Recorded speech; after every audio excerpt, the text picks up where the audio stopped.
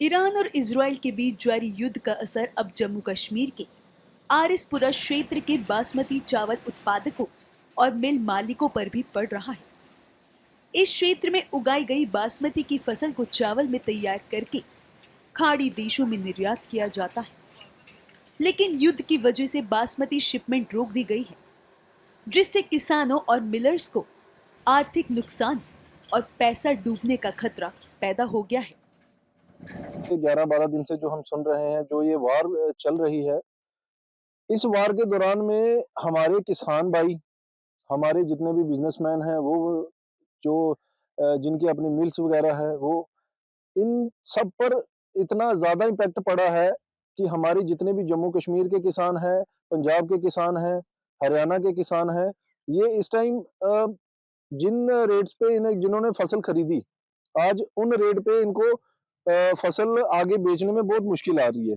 उनके रेट एकदम से जैसे डाउन हुए, शिप जो है, हमारी जो जम्मू कश्मीर की एक बड़ी ही मानी जाने वाली जो बासमती है, और वो पूरे ऑल वर्ल्ड में फेमस है, तो उसका जो बाहर हमारा यहाँ से एक्सपोर्ट था, वो बंद हो गया है। इस वार की वजह से हमें तो इतना नुकसान हुआ है, हमारे किसान भाइयों को, कि मुझे नहीं लगता कि हर बार किसानों को ही हर चीज़ देखनी पड़ती है। मैं सरकार से ये अपील करना चाहता हूँ कि आपके चैनल के माध्यम से मैं सरकार से ये दरख्वास्त भी करूँगा कि कृपया करके सबसे पहले आप किसान वर्ग जो है उनको देखो, क्योंकि जब तक हमारा किसान मजबूत नहीं होगा, हमारा देश मजबूत नहीं होगा। हर बार किसानों को ही मुश्किलात आती है, चाहे बाहर बाढ़ आई, उसके बाद जब उसके बाद कोरोना काल जैसे आया, हर बार इनको किसानों को ही जो है बड़ी मुश्किलों का सामना करना पड़ा। लेकिन मैं खासकर आपको बताते चलूँ कि जो हमारी जम्मू कश्मीर की जो बासमती है, जो हमारी बड़ी मशहूर है, जो पूरे ऑल वर्ल्ड में, वो हमारी यहाँ से बाहर जानी बंद हो गई है, और जम्मू कश्मीर के जो किसानों को भी बहुत ज़्यादा लॉस हुआ है, और पंजाब में भी हम देख रहे हैं, पंजाब, हरियाणा में भी बहुत लॉस हमें देखने को मिल रहा है किसानों के लिए।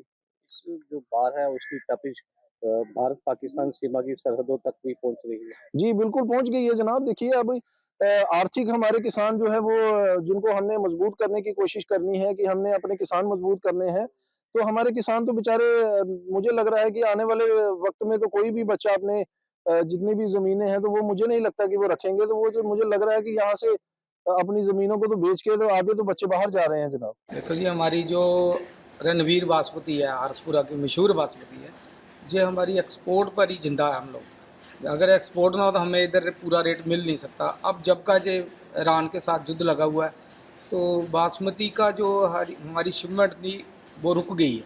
वो हमने पेमेंट के लिए बोला अपने जो दिल्ली हम भेजते हैं एक्सपोर्टर को, तो उन्होंने कहा कि हमारी शिपमेंट वापस आ रही है, तो हमारा जब ये माल जाएगा तब हम आप लोगों को पेमेंट कर सकते हैं। इस वजह से हमारी जो बासमती की रेट है वो भी डाउन हो गए हैं, काम टोटल ठप हो गया है, तो इंडस्ट्री को भी फ़र्क पड़ रहा है, ज़मींदार को भी फ़र्क पड़ रहा है। जो रेट पहले थे 5,700 रुपया पर क्विंटल बिक रही थी बासमती, अब उसका रेट आज के डेट में उसको 5,000 के हेर फेर में रह गया। 500-600 रुपया पर क्विंटल उसका रेट कम हो गया। इस वजह से इंडस्ट्री को भी नुकसान हो रहा है, मिलर को भी नुकसान हो रहा है, ज़मींदार को भी नुकसान हो रहा है, व्यापारी को भी नुकसान हो रहा है। तो हम तो इस वजह से परेशान है कि कब ये युद्ध बंद हो तो हमारे लोगों का ये काम चल सके, ज़मींदार को भी फ़ायदा हो सके और हमारी बासमती एक्सपोर्ट हो सके। कितना बड़ा नुकसान समझते हैं अपने लिए? ये तो मैंने अपनी लाइफ में हमने पहली बार देखा। पहले भी रेट कम ज़्यादा होते थे, लेकिन ये तो टोटल बंद हो गया ना। टोटल बंद होने की वजह से मैं समझता हूँ कि ये अगर और कुछ दिन चला तो हमारी इंडस्ट्री बैठ जाएगी बहुत ज़बरदस्त तरीके से, ज़िम्मेदार को भी नुकसान होगा।